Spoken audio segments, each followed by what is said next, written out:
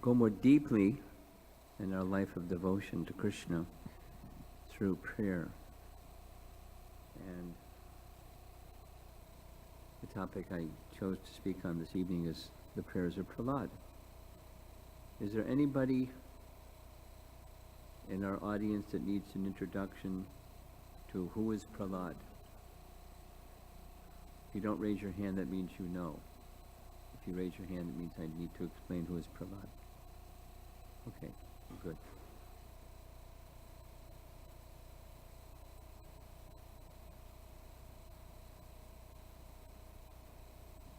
Just like the Hare Krishna mantra or mantra chanting is present in all of the 4 yugas.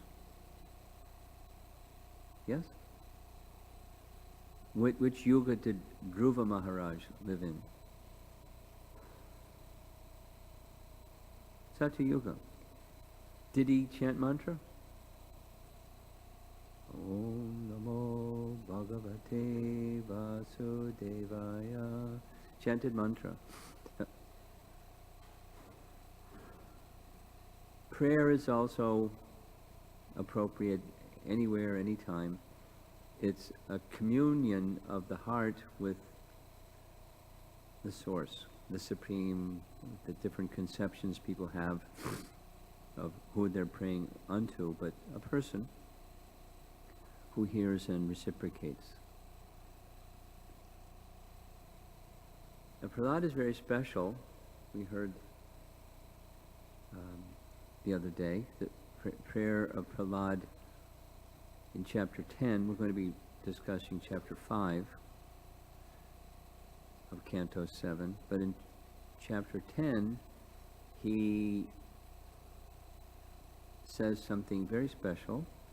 He says that he was sent by Lord Vishnu into this world to teach the way of pure devotional service. He understands that about himself. He's a Vaikunthavasi. He's a resident of the spiritual world.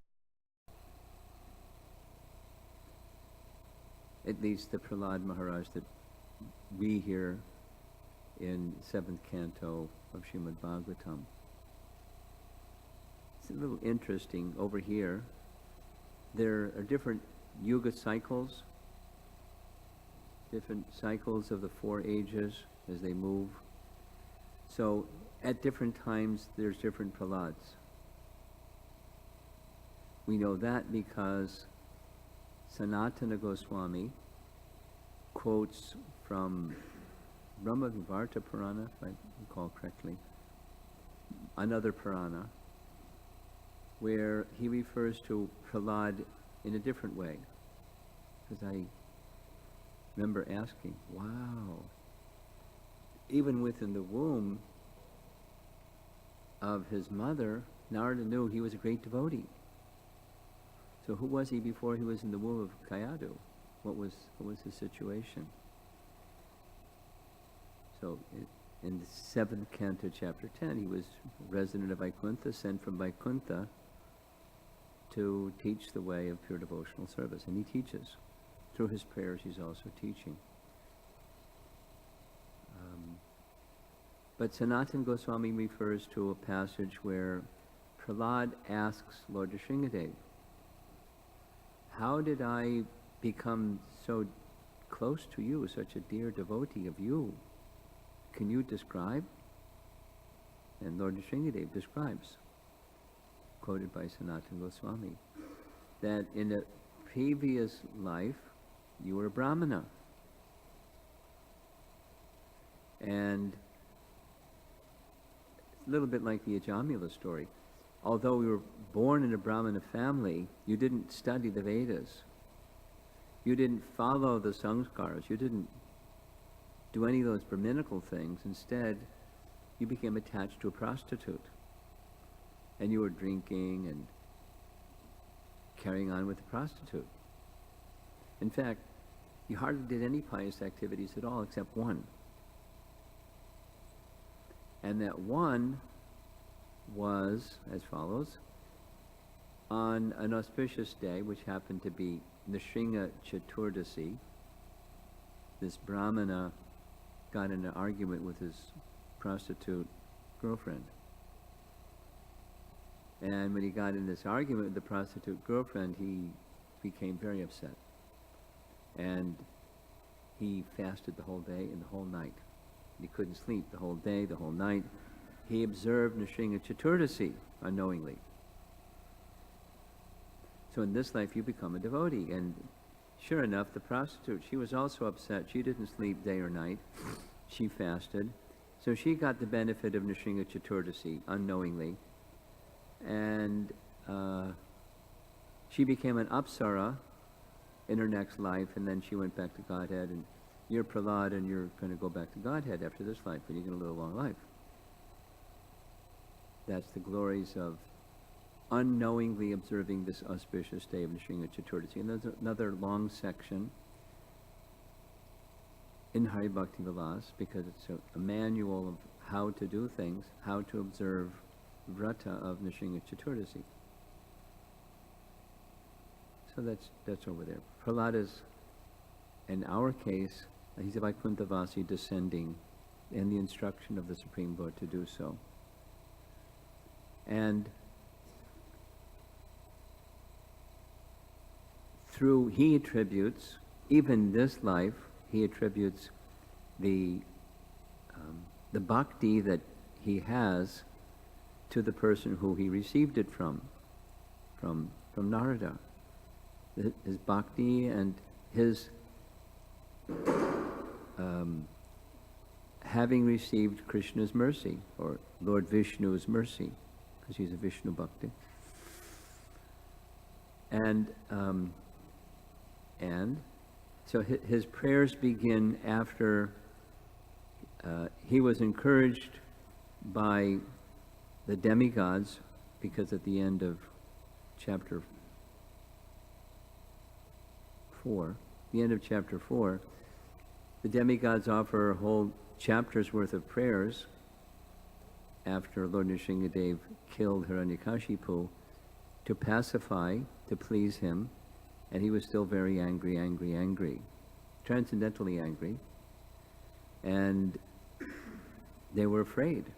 The goddess of fortune was afraid. So after their failure, they encouraged Prahlad, he came because of you, so can you pacify him, please? Prahlad is feeling himself, this is the beginning part of the chapter, Prahlad is feeling totally unqualified, but he's under orders of his superiors, the demigods, to do this service. So he comes before Lord Nrsimhadev, as we see her in this nice painting, and falls at his feet. And Lord Nrsimhadev, with his hands, or his paws, whatever, he picks him up. And just by the touch of the hand of Lord Nrsimhadev on the head of Prahlad, his whole body erupts in ecstatic symptoms. His whole body is trembling and tears streaming from his eyes, looking transfixed in samadhi upon the personality of Godhead, and then he begins to offer his prayers. So that's where we are. The first of Prahlad's prayers. Sattva ikatana gatayo. His symptoms of transcendence erupted in his body. Puru ganayar. So, Prahlad prayed, how is it possible for me? So his first prayer is dainya, or humility. No surprise. Because the entry into bhakti is through humility. And although he's most qualified, and later he indicates how he is most qualified, he's feeling himself not qualified. Sounds like a contradiction. But it's the mood, even for one who is qualified, to not feel qualified. We discussed this. How is it possible for me, who have been born in a family of asuras, to offer suitable prayers to satisfy the Supreme Personality of Godhead? Even until now, all the demigods, pictured there in the upper left, all the demigods, headed by Lord Brahma, and all the saintly persons could not satisfy the Lord by streams of excellent words. Although such persons are very qualified, being in the mode of goodness, what then is to be said of me? Explicitly, I'm not at all qualified. Ugra Jate. Now, Ugra Jate has to do with his birth, Jat. So he's born in a demoniac family. And he's pointing to his birth as his lack of qualification. Now, one of the essential teachings of Lord Chaitanya and the followers of Lord Chaitanya, which means also from the Bhagavatam, that one's position is not to be calculated based upon birth. One's qualification is based upon one's quality in work, guna and karma. However, Prahlada, like we heard already, Haridas Thakur, by birth, unqualified. By character, absolutely qualified. So part of Prabhupada's gloss of, or summary, of what Prahlada taught is, there is no material disqualification for entering into pure devotional service. That's negative. There's no material qualification required to enter into the realm of pure devotional service. So he's speaking of himself as unqualified by birth, or also by association, because he's associated with only the asuras, the demons. So by association and birth. By education, little boy. The demigods, they're not little boys. They're vastly learned, speaking streams of eloquent, nicely chosen phrases. I don't have that qualification.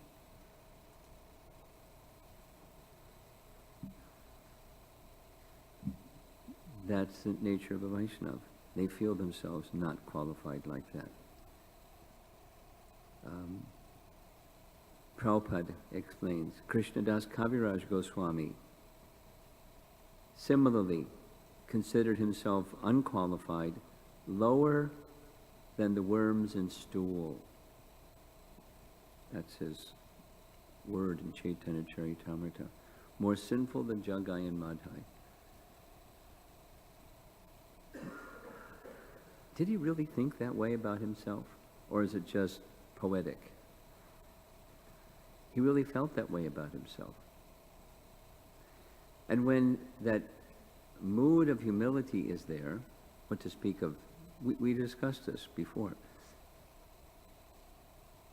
We can't relate to someone that feels like that about themselves, because if we felt like that about ourselves, who knows what we might do?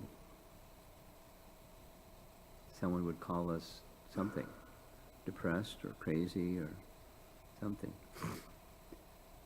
It's extreme. But so, these are extremely advanced and extremely humble persons. Here's Vishwanath Chakravarti Thakur's explanation. Oh, remarkable Lord, it's hard to understand what quality you see in me that brought about such mercy. His placing his hand on his head and his becoming calm. One possessing sattva is not the cause of your mercy, what then to speak of a person possessing tamas?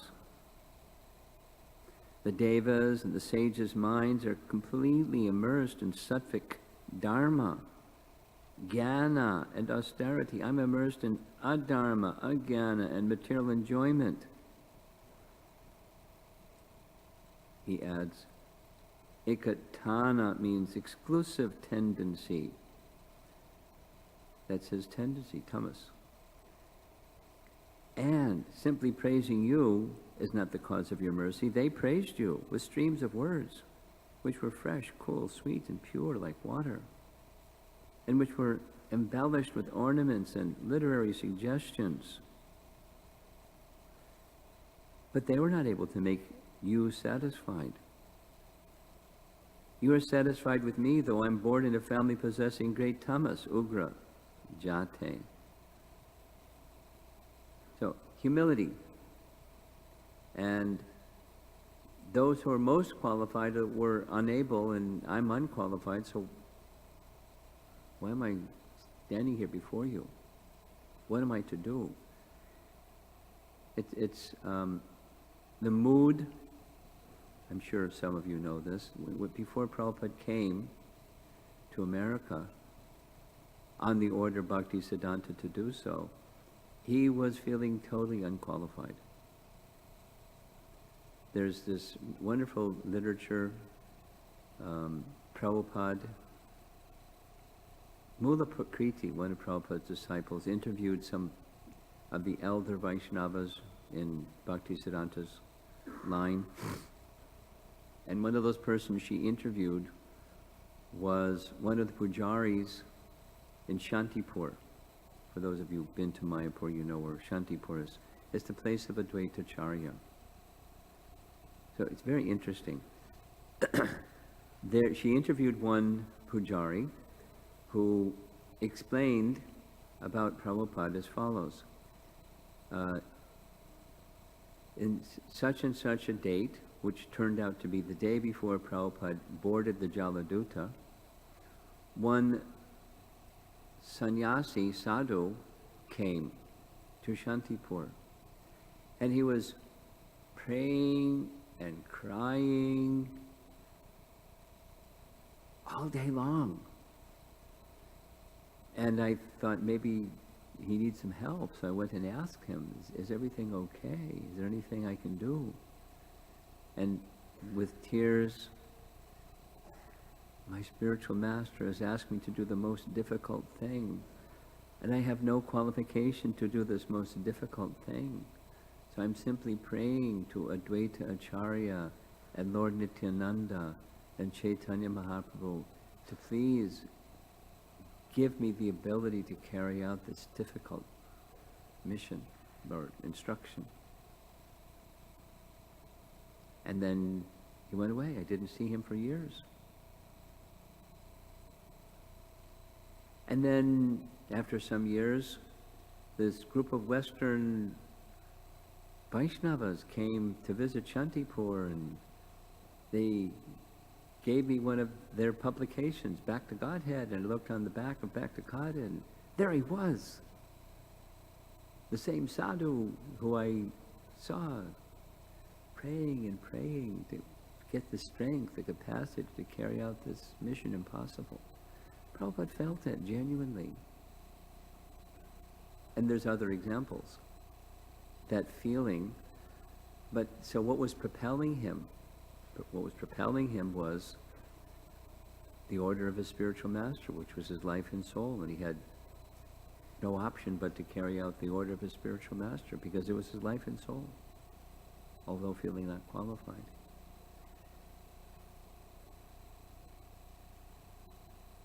But just ask it again, how would we feel if the services that we have, and we actually felt totally unqualified? I mean, we probably feel unqualified. We probably also feel qualified. Some of both.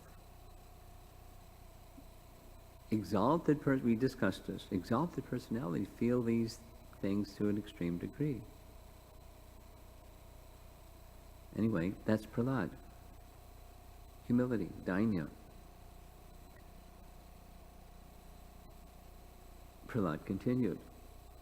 One may possess wealth, an aristocratic family, beauty, austerity, education, sensory expertise, luster, influence, physical strength and diligence, intelligence, and mystic yogic power. But I think that even by all these qualifications, one cannot satisfy the Supreme Personality of Godhead. Again, the teaching, no material qualification necessary. One can satisfy the Lord simply by devotional service. And he refers to him by name. Gaja Yuta Paya. Gajendra did this, and thus the Lord was satisfied with him. So, what was the exaltedness of Gajendra's birth? And that wasn't way up there in exaltedness.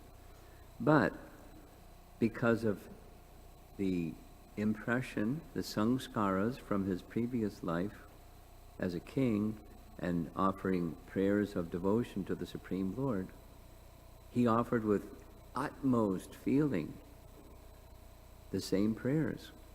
And knowing the difficulty of Gajendra and the sincerity of his prayers, Lord Vishnu came and protected him. Another example of this is Arjuna. This is a painting illustrating when the scene was there. Krishna said, I won't fight. One of you, you're both my cousins. One of you can have my armies. The other can have me, but I won't fight. So in the painting, Duryodhana sat by Krishna's head. I'll take your armies, please. And Arjuna stood by Krishna's feet, saying, I'll take you, please. But I shall not fight. I'll take you, please. So the devotee, like Arjuna, is not requiring opulence and strength and this and that, the other thing, resources. The devotee is requiring Krishna's shelter, Krishna's association, Krishna's kindness, Krishna's mercy. And similarly with Draupadi, the magic pot of Draupadi is being illustrated here. She was in great difficulty. Durvasa Muni, look out. When he gets angry, anything could happen. Bad. Krishna. So Krishna came and solved the difficulty. So when there's this feeling of, Dravida was using the word on Friday evening of helplessness. When one is feeling helpless, if you're feeling, I'm okay, you're okay, everything's okay. Complacency is not the mood for intense devotion. It doesn't have to be like you're trembling in order to have some intense or genuine devotion. But the sense of independence takes away this sense of dependence. And in fact, we're dependent. So whether things are going well or things are in difficulty, we're dependent. And that's the mood of Prahlad, without material qualification. I'm going to skip this. This is one of those verses there's a series of them in the Bhagavatam. The most elevated Brahmana, who is perfect in all Brahminical qualifications, they're listed in one text, but they have those qualifications, but they're not a devotee. They don't take shelter. They're versed to the shelter of the lotus feet of Lord Vishnu. That person is lower than a devotee who is a dog eater. I don't know any devotees that are dog eaters. And I would imagine if someone was a devotee and a dog eater, they'd give up eating dogs. But at least they may not be of such an elevated position. Again, this is one of his primary teachings. There's no material qualification, disqualification. Doesn't mean, I'm a devotee, so anything is okay. I had a very interesting discussion, just some anecdotal sharing, but it was a flight from New York to Chicago. And it was Southwest Airlines, so in Southwest, there's no assigned seat. You sit wherever you want to sit, or wherever there's an available seat.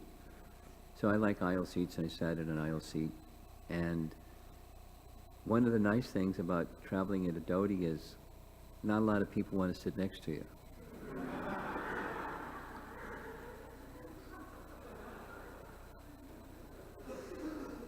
So I often have an aisle seat with nobody next to me.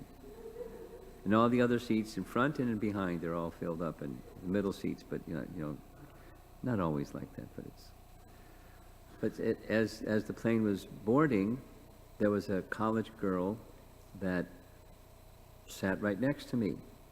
And I thought, uh-oh, she's going to be the talkative kind, but she wasn't. She was, reading.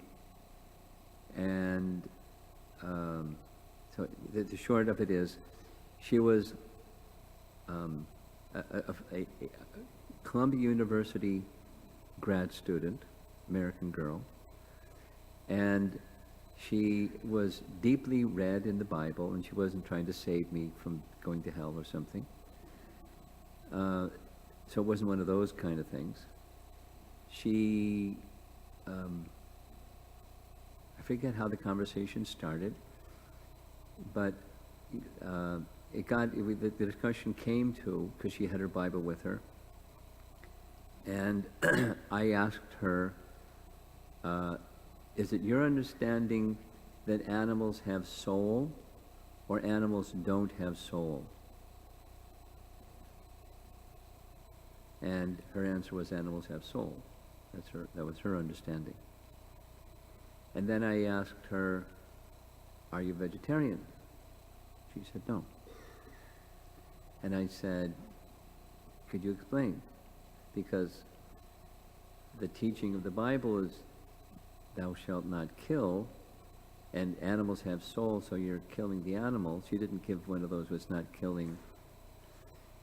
She said, there's no qualification found in the Bible about not eating meat. Then went through references from Genesis and on, and she was very, opened up to the New Testament, this and that. And something in the book of Peter or Matthew or something saying one should not be eliminated from being a follower of Christ regardless of their diet. Didn't use that word. I said, okay, it's not a question of being eliminated, and I refer to this verse, even if one is a dog eater, but is devoted to the Supreme Lord, that person is very exalted. But let me ask you, if you saw Christ, because the mission for a Christian is to please Christ. That's the standard, that he should be pleased. So So he's holding a lamb, and you look at him and say, can I have that lamb? I'd like to eat the lamb. What's he going to say?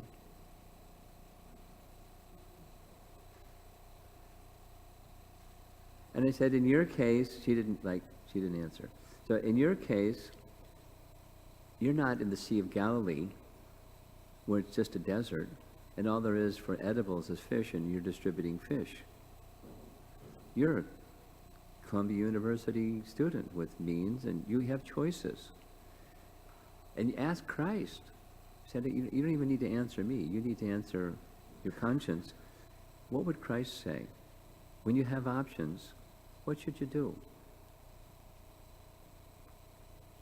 So now, back to Prahlad's verse. If a devotee, it's like Mrgari the hunter. He was a hunter. He was not just a hunter, he was cruel. He didn't kill animals. He half-killed animals and enjoyed seeing them flapping until he realized, whoops, they're suffering. So when the little light goes on that says another living entity is suffering, then I should do my best to modify what I'm doing that brings them suffering, if it's reasonable to do that.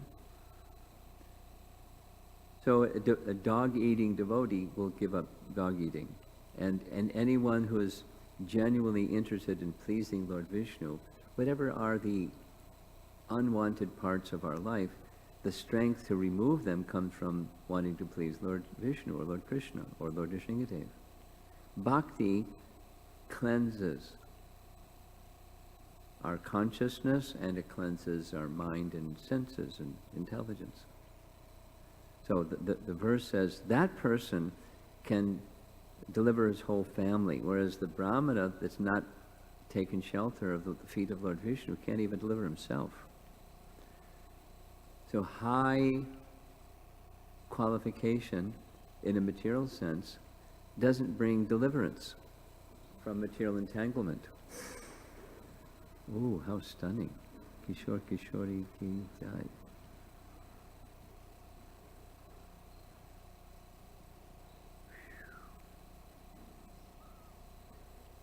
Very nice.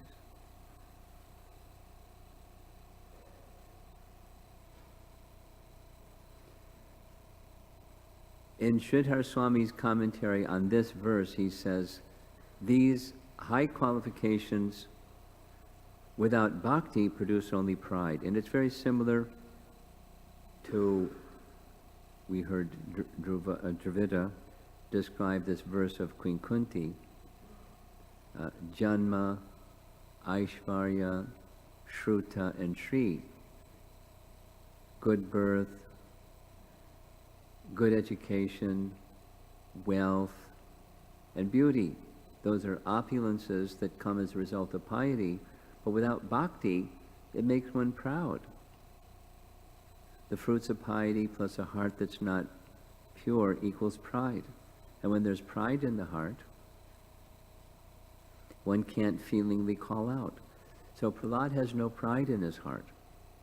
He has qualification, but he's not seeing the qualification. He's seeing shelter in the Supreme Lord. There's this verse by Queen Kunti. We'll just skip it. The Supreme Lord, the Supreme Personality of Godhead, is always fully satisfied in himself. He doesn't need our prayer. Therefore, when something is offered to him, the offering, by the Lord's mercy, is for the benefit of the devotee. For the Lord does not need service from anyone. To give an example, if one's face is decorated, the reflections of one's face in a mirror is also seen to be decorated. Now, Prabhupada speaks about, when speaking about this verse, he refers to deity worship. And his explanation is, when the pujari is decorating the deity, how beautifully decorated they are. What a beautiful dress. So as the devotee who designed the outfit, and the one who did the fundraising to get the outfit, the one that gave the donation to make the outfit, and the pujari who's placing, they're thinking, the deity will look very nice in this nice outfit. And the Lord doesn't need a nice outfit. The devotee is becoming decorated by that service. The heart of the devotee is becoming decorated, and thus the devotee is being decorated by nicely decorating. And the example by Prahlad is the example of decorating oneself, seeing yourself in the mirror. So commonly we put on tilak. And as you're putting on tilak, you're not looking at your face because your eyes are part of your face. You're looking at the mirror. And so you're putting on the tilak in the mirror, but you're putting the tilak on your face. The face is being decorated, although it's the image in the mirror that you're seeing.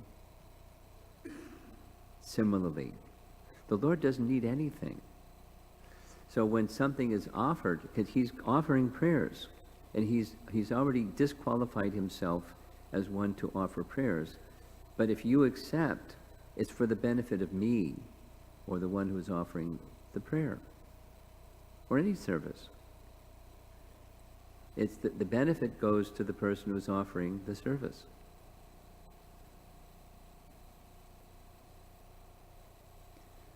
This service of glorifying the Lord by hearing, chanting, and so on is not meant for the benefit of the Lord. This devotional service is recommended for the benefit of the devotee. I'm going to skip ahead. Prabhupada's explanation, we are reflections of God. The saying, biblical saying, man is made in the image of God. At least when I grew up, that's how the Bible read. They probably changed it. But that's, man is made in the image of God. So we're not little gods, but we're in his image. We have form because he has form. Not, I have form, so therefore I imagine God to have a form like me. There's a nice fancy word, anthropomorphism. Imagining God to have a form simply because we have a form. That's silly. But it's not the other way around. We have form because God has form. So when Krishna is decorated, the devotees and all living entities are decorated automatically. There's a really nice teaching, because of engaged in book distribution for years. I remember this one very well. Prabhupada said, when the Sankirtan devotee goes into the public, distributes a book, and someone gives a contribution for that book. If the devotee takes the money, doesn't disappear somewhere, and the money goes for the service of the deity, then the person that gave the money gets the benefit of the pujari who's rendering the service to the deity.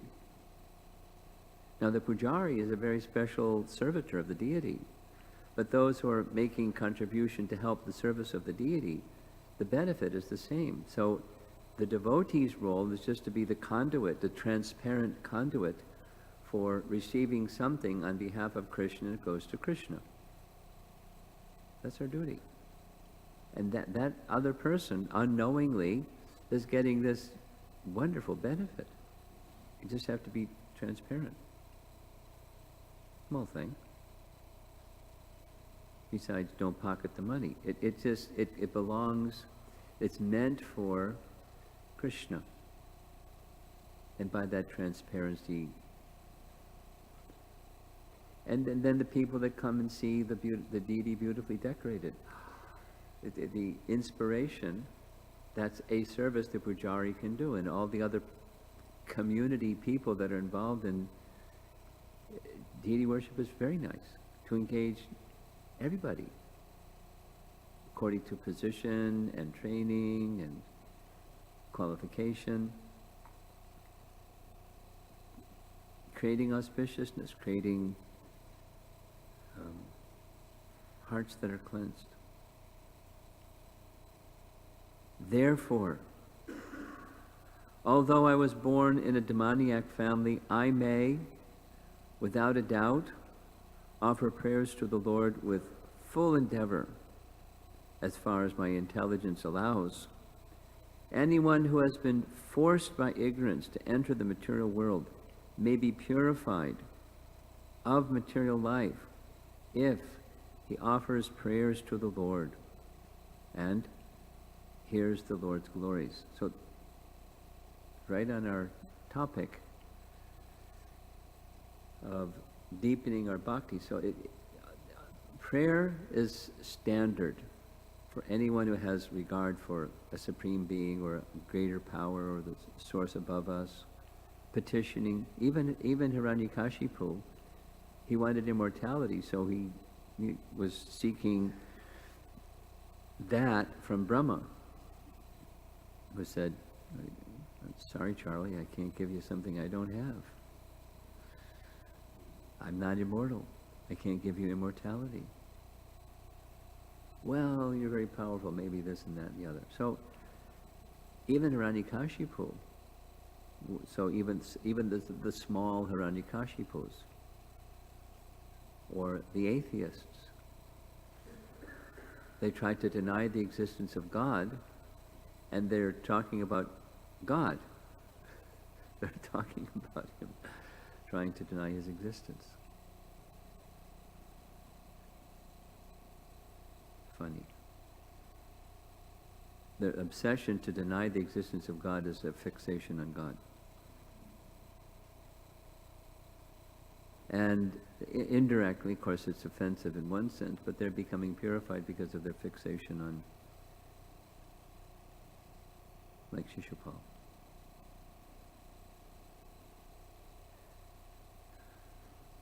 So the great power in the Lord's name, the great power in prayer to the Supreme Lord. And our Hare Krishna mantra, this is names of Krishna. And we're becoming purified anyway, even if we're not qualified. We're becoming purified. None of one's material qualifications, lists them, will engage one in devotional service. With devotion, one should feel, God is great, I am very small, therefore my duty is to offer prayers to the Lord. Only on this basis can one understand and render service to the Lord. This is Prabhupada's purport. Bhaktyamam abhijanati yavanyasyasmi tattvatas. But by that devotion, by recognizing our tinyness and the unlimitedness of Krishna, it's an impetus for devotional service. And through devotional service we can understand the unknowable. Same as Prahlada's message, Lord Brahma's message, knowing the unknowable. We discussed that the other evening. Okay, so next prayer. O my Lord, all the demigods headed by Brahma are sincere servants of your Lordship, who are situated in a transcendental position. Therefore, they are not like us, his family. Your appearance in this fearsome form is your pastime for your pleasure. So now he's revealing truths about, through prayer, truths about Lord Vishnu that those who are not devotees of Vishnu can't understand.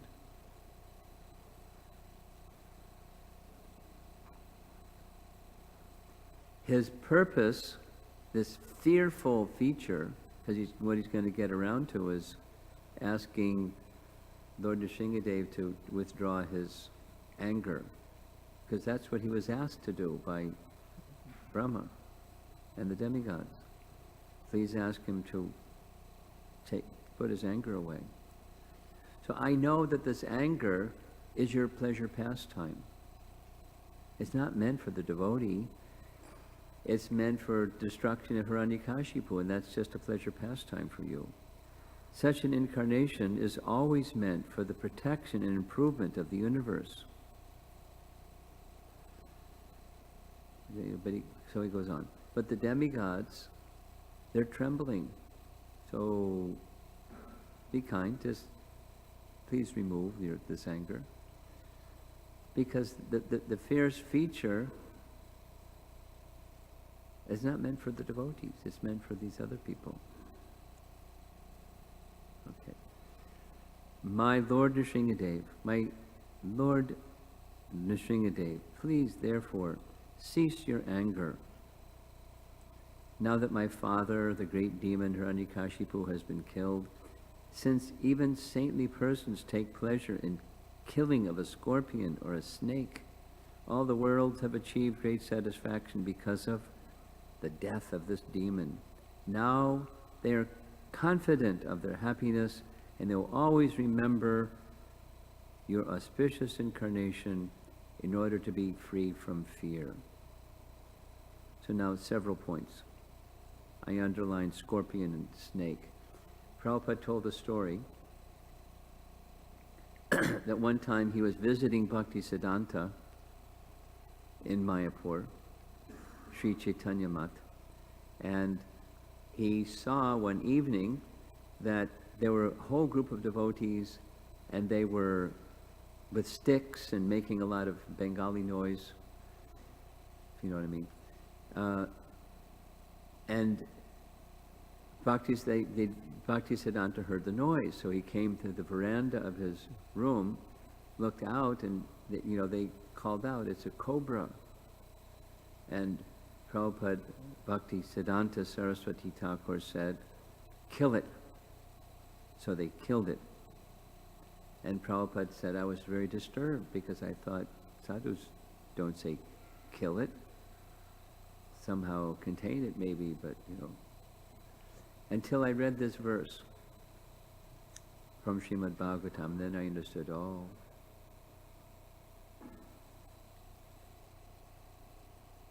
scorpions will attack even without being provoked. So when you see not all scorpions are deadly. I met one that wasn't. At least that's what the temple president of the temple in Italy told me. We had some meeting in Italy. You heard the story? That's a meeting in Italy. And there were a lot of devotees, so they had a lot of rooms, and they were doing some renovation upstairs. So I got a big room by myself upstairs. The hallway was still half under construction, but the room I was in was finished. And there was a roommate, a scorpion. And he was about this big, and he looked like this guy, had the tail that was going like this, and the two pinchers in the front that were like this. And every day, he circumambulated his kingdom, that room. I'm in the room chanting, and he's, staking out, this is my territory, the whole room, the perimeter. He obviously saw me. I saw him. Like, this is my space. This is my kingdom. That was what the message I got from the guy. So, okay, let's coexist. I'm knowing you're here for a few days. I'm here and gone. Let's coexist. And then I told the president. He said, "Oh, don't worry. He won't sting you." I said, "How do you know?"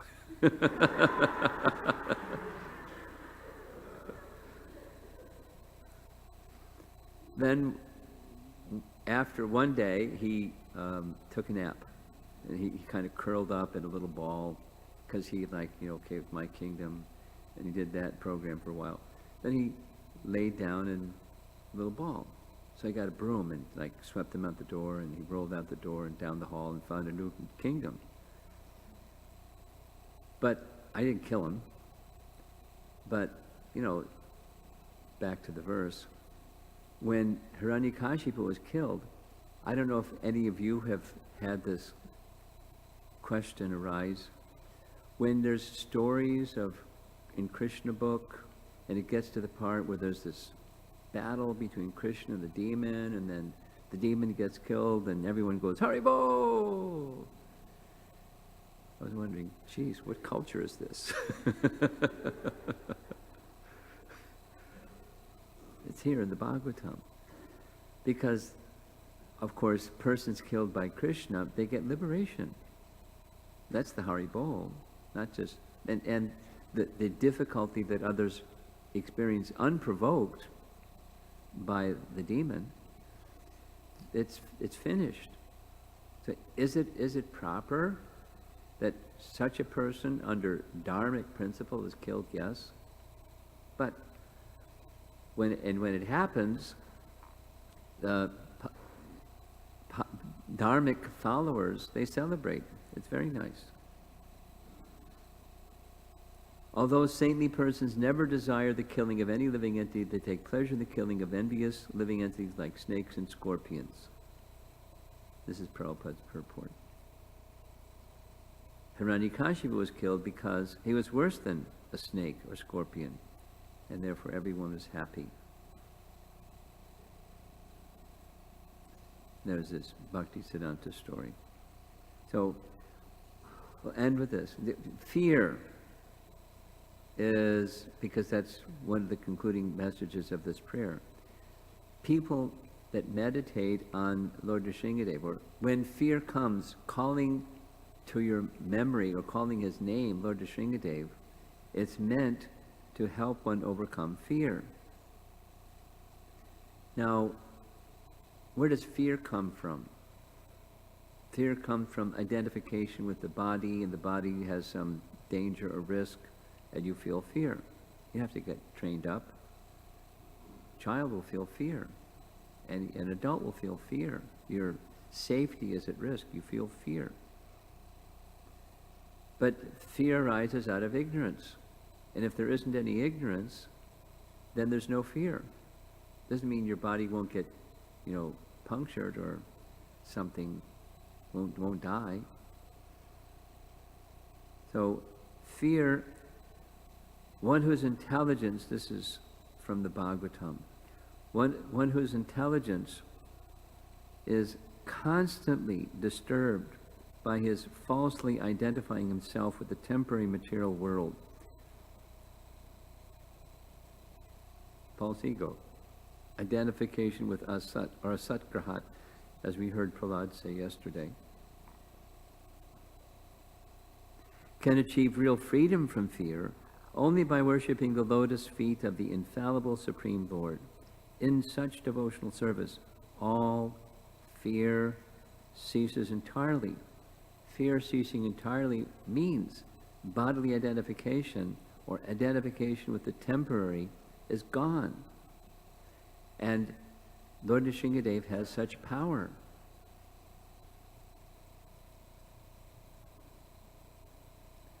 There's a very nice devotee, amongst many nice devotees, named Dhruva, who has this big picture book on the lost temples of Nrsingadev. Have any of you seen one of those? He can go on. I saw him 3 weeks ago. On and on and on and on and on and on and on about Lord Nrsingadev. Even Shaivites, they appreciate Lord Nrsingadev as one who drives away fear, and on and on and on and on, and mantras and cultures even outside of India, and the appreciation of Lord Nrsingadev. He has a universal appeal in this particular regard. He drives away fear. He gives protection. And this world is a dangerous place. Not just in the Middle East. It's a dangerous place. Anything could happen at any time. Someone was sharing that with me. Whatever we rely upon, in a flash, it's gone. Boom. And when it happens, you feel not safe. What's safe? So how do you go beyond fear? How to go? So it's where it's completely ceased. It's where there's shelter of transcendence. Ayam dutiyam abhiniveshitak syat. This Bhagavatam verse. Ishada petasya viparya yo smritihi. Tan maya yato buddha abhajetam.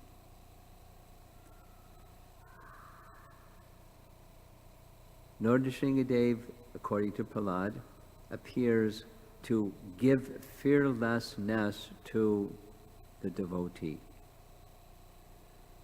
So devotees like Lord Nrsingadev. There's lots of Nrsinga Bhaktas. Very, very popular deity. Not just in South India. Very, very popular deity. Here's Prabhupada's explanation. Fear arises when a living entity misidentifies himself as the material body because of absorption in the external illusory energy of the Lord.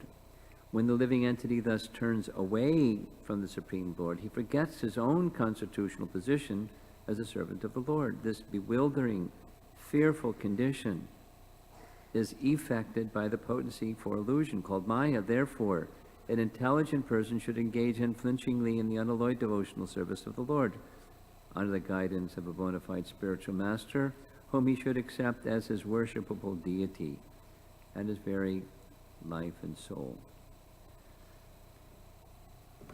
That's another essential part of Prahlada's teaching, says we need a teacher.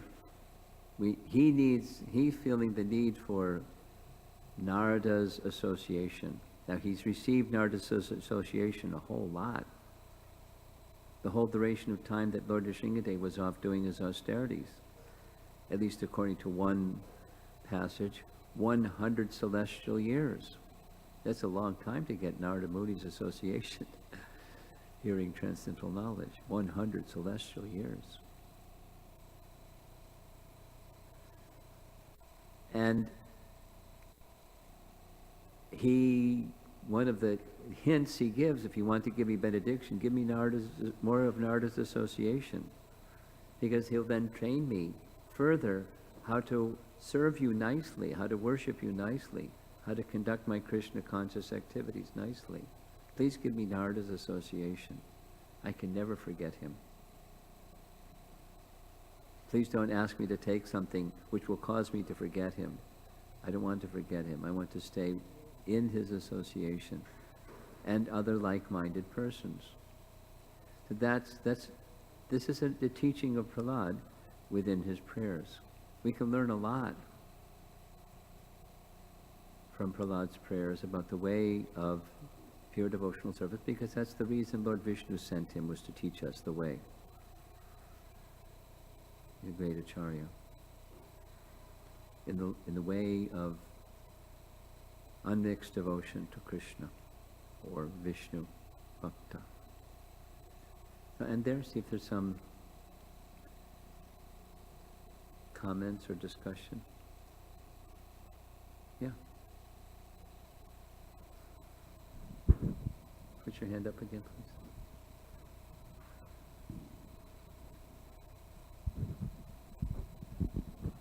Hare Krishna Maharaj, thank you very much. This actually,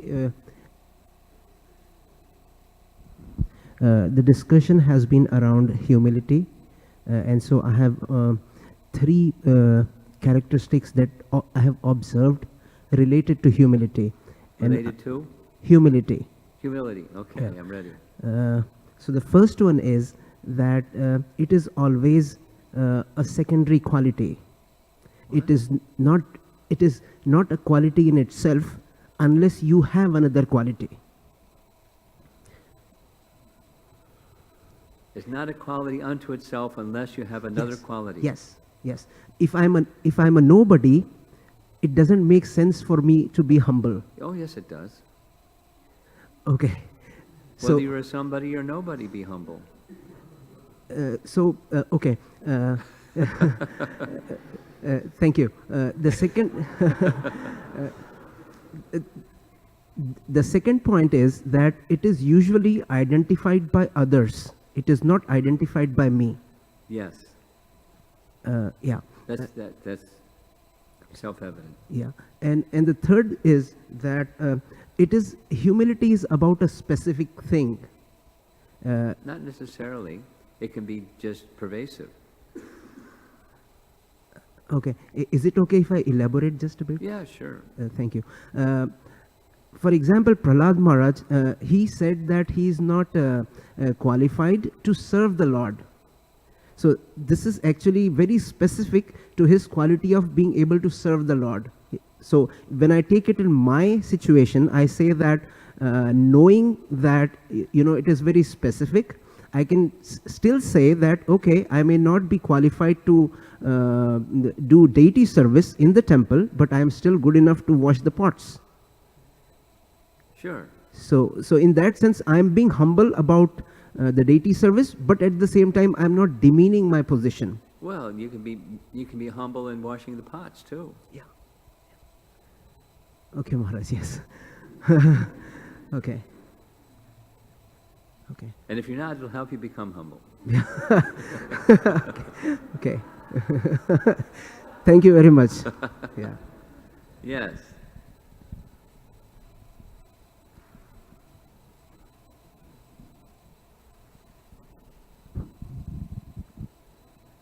On the topic of feeling unqualified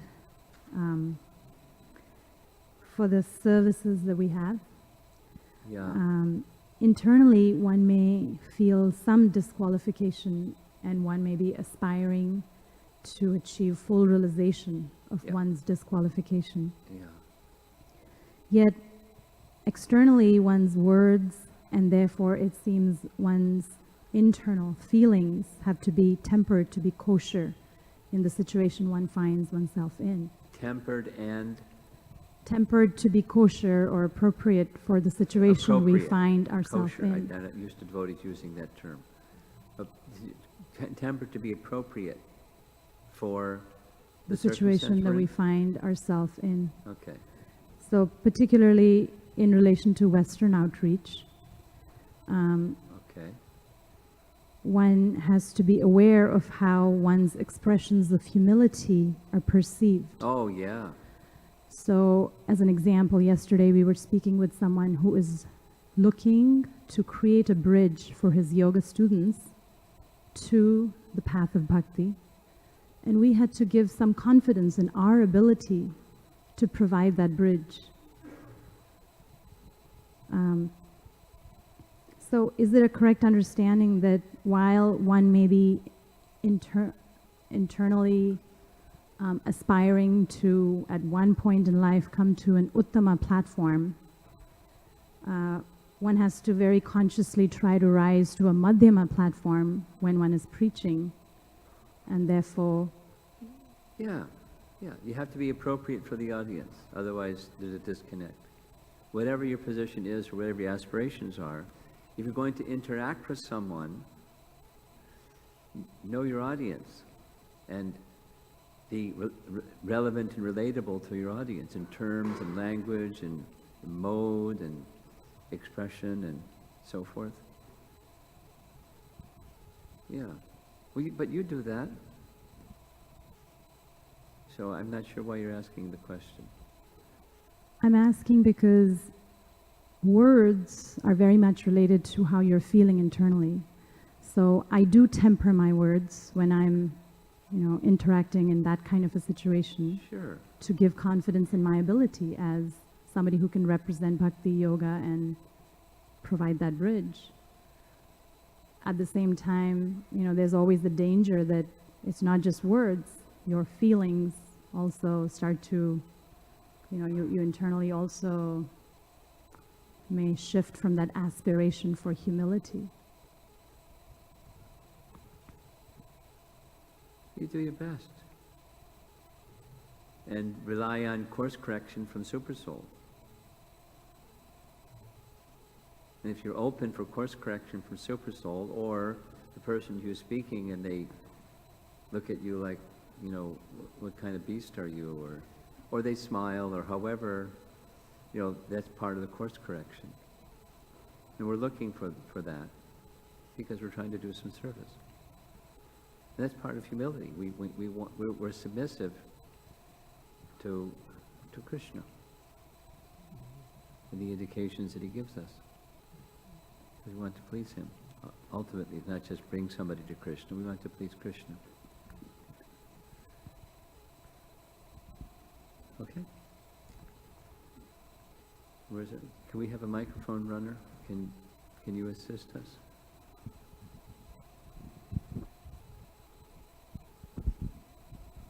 Maharaj, do you have any references in the scriptures where it explains the living entity emanating from Krishna falling into conditioned state? Where a living entity does what? Emanating from Krishna and falling into the conditioned state of life. Immediately goes from Krishna to a conditioned state of life. Is that what you're asking? No, my question is not complete, Maharaj. When it living entity falls into conditioned state of life, When a living entity falls to a conditioned state of life, yes, and consequently going through the different cycles of life and death yeah, and elevating to the point of achieving the success, is there any reference of any elevating living to the entity? position of what? You speak slowly. I'm like, Okay. I'm this old guy and I can't hear so well. Living entity going through the cycle of life and death and gradually attaining the perfection. Is there any reference of one particular living entity explaining that how they gradually elevated to the highest platform in Yeah. scriptures? Yeah. There's Kripa Siddha and there's Sadhana Siddha. You know the difference? One gets mercy and one strives by practice and practice and practice and practice and becomes perfect. Sometimes mercy is just bestowed on that person. Kripa Siddha, Sadhana Siddha. But it's not in the spiritual world. They give you a card. Now I'm a Nitya Siddha, I'm a Sadhana Siddha, I'm a Kripa Siddha. You're Siddha. But your question was, is there any indication of different ways in which one can achieve that perfection? No, That's not Maharaj. your question. I'm trying to understand, is there any example, like if you talk about Prahlada Maharaj, we Huh? talked about,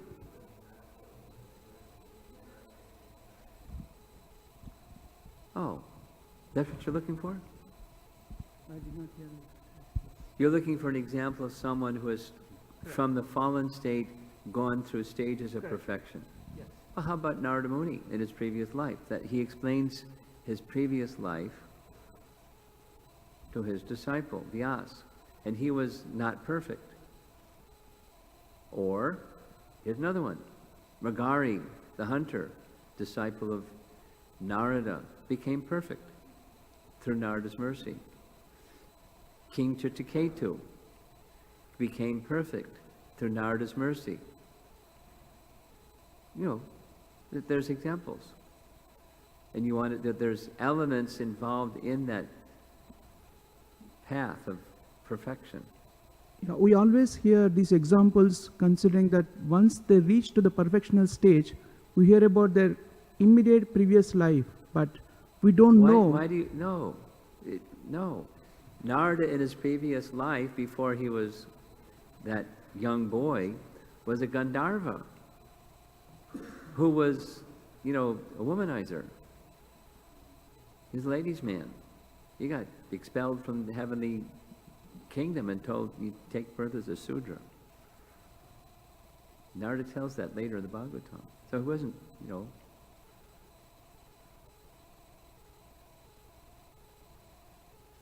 Is that what you're looking for? You're looking for a scriptural example. There's one. You want more? I'm just trying to understand, is there only one lifetime that it is explained in the scriptures? Is there any living entity actually fall into the state of conditioned state? Point one, let's say, I understand that in spirituality there is no time, but how gradually they progress from one life to other life to the point of achieving the success? Is there any reference that explains? That's where I'm looking for. But well, you explained about... I thought I just did it. And I don't know if I need to do it again. Do you want me to ask the question again? No. I'm asking you to give the microphone to someone else. Because I think I've answered your question. It's best if I understood your question. Did I understand? Okay. Yeah. What's up? Okay, so it first starts with a little quick story. So, first it starts with a quick story. So, one day I was doing some japa while I was waiting at the post office, and this guy turned around and was like, "Oh, are you praying?" I said, "Yeah." He's like, "Oh, I pray too." I'm like, "Okay." And then he starts asking me questions about, God's real name, right? So I'm like, "Oh yeah, it's Yahweh, whatever, right?" Because I can tell. And he's like, we start discussing like Hebrew names of Krishna, of God. And he gets really like into it, it becomes a debate. Now everyone's watching. And so, I'm like, you're really prideful. You're really going hard here. And he said, oh, well, first off, I'm a man and I'm a rabbi, a Hebrew rabbi. And I said, oh yeah, you got it. I gave it to him. You're the and then chosen people. Obeisances to you. But what I realize is, isn't it like with Krishna, we always tend to try to have a humble position because we understand that, but in relation to one another, isn't self-confidence and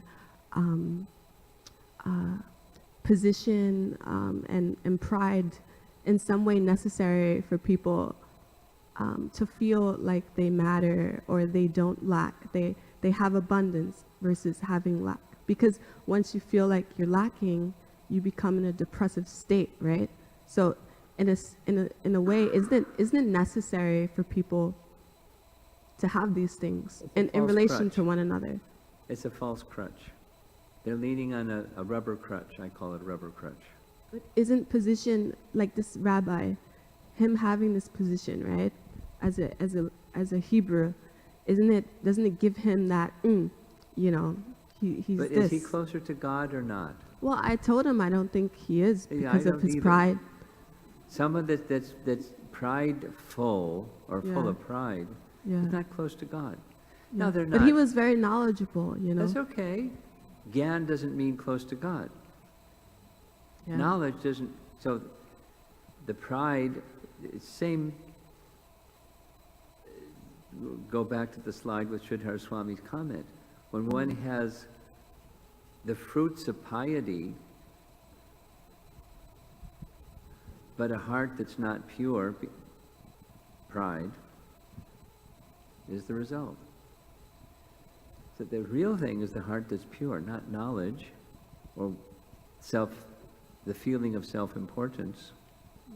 Now he's able to carry himself in the world, doing with other people like he did with you. Yeah. And that's his, whatever it is, sense of self-worth. But it's a false sense of self-worth. It doesn't hold water. It's not pleasing to the personality of Godhead when someone feels pride like that.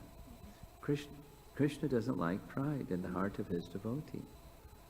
So he'll get an opportunity to have his pride curbed by Krishna's kindness. And maybe he'll say, ouch.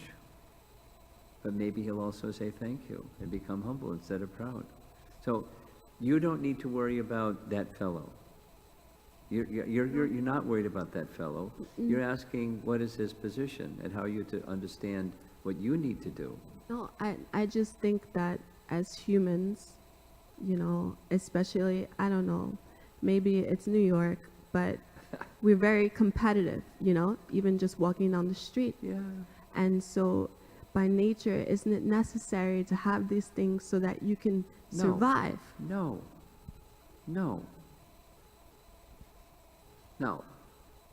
If my no answer is an absolute answer. That's why I said it 3 times. But I may not be on an absolute platform, and therefore I may feel, using your word, I need abundance, or at least a reasonable, a modicum of, but it's false shelter. Even the modicum or the abundance, it's a false, in a flash it's gone. It's false shelter. Is it necessary? No, it's not necessary. Psychologically, I may feel insecure unless I have.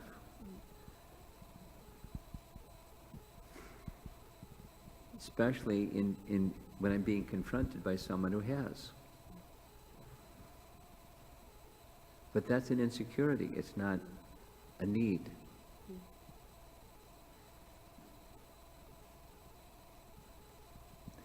Say it differently. If you, any one of us, are feeling shelter, That's enough. Abundance isn't needed. If one is not feeling shelter, I'm going to look for something else. But it's a false shelter. Krishna will take care. We don't get lazy. Oh, Krishna's going to take care. We actively do things, but the one who's providing whatever it is not our effort. That's illusion. It's Maya. It's not our effort that's creating abundance or creating necessities or creating the sense of security in stuff. Yeah, I think the only way to not deal with Maya is to be like a brahmachari. No. Because no, when no. you have a life, Look, when you have a let's look around job, the you know, room. I all don't of see this. too many brahmacharis. In New York, yeah, all the boys become brahmacharis in New York. But it's just when you have a life And how and long you will have they to remain take the brahmacharis, train. those boys in New York? I don't know. I do.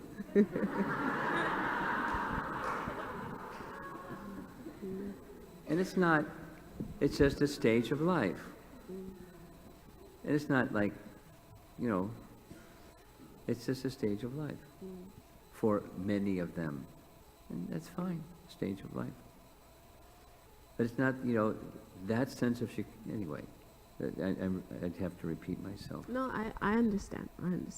I just think it's hard to try to have, when we hear these prayers, we think, oh, I'm going to try to do that with people.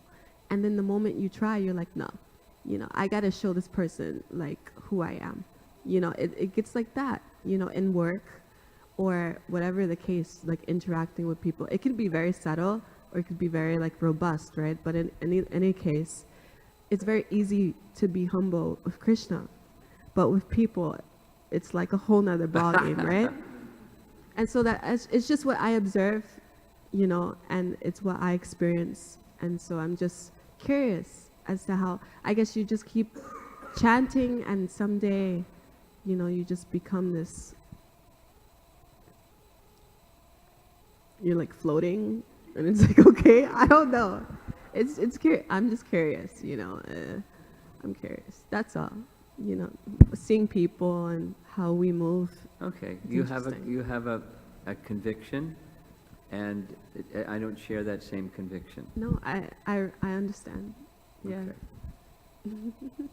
Okay. We should be responsible in our service to Krishna, which includes the holistic picture of a reasonable life according to our position, whether it's New York or another lovely city like Chicago or some other place. So it's not place-specific or gender-specific or race-specific. It's, we're servants, and we're meant for Krishna's service. And we're actively engaged in a holistic way of taking care of our psychophysical needs, our psycho and physical needs, as a service to Krishna. And we accept what Krishna provides because we know he'll take care. You have realization. You've shared. You make some endeavor, but things change with Krishna's hand involved. There's some sacrifice involved, but let the sacrifice go to Krishna. And when that sense of connection is there, what can harm you? What can touch you, emotionally or otherwise? So that's the shelter position. And it's not just those that are wearing saffron. It's anyone. So we're repeating. I'm going to end. Thank you very much, Prabhupada ki jai.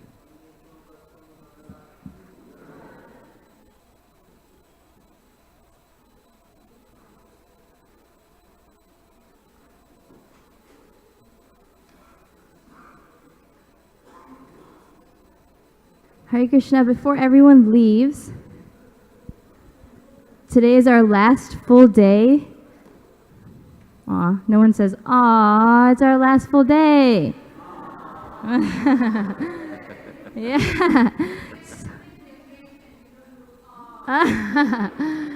So with our retreat coming to a close, a couple of us made a surprise for you, for your pleasure, to see how much fun you had during this retreat, and to remind you how fun doing service is. Ready?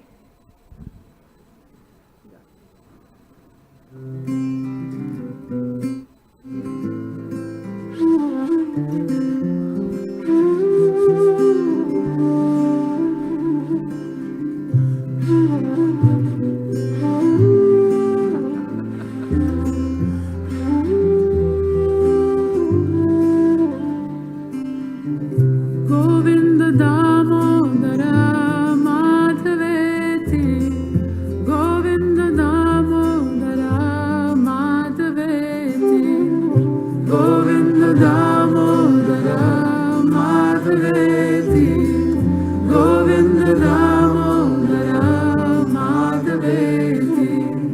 Hey Krishna, hey Yadava, hey Sakyeti, Govinda Damodara Madhaveti.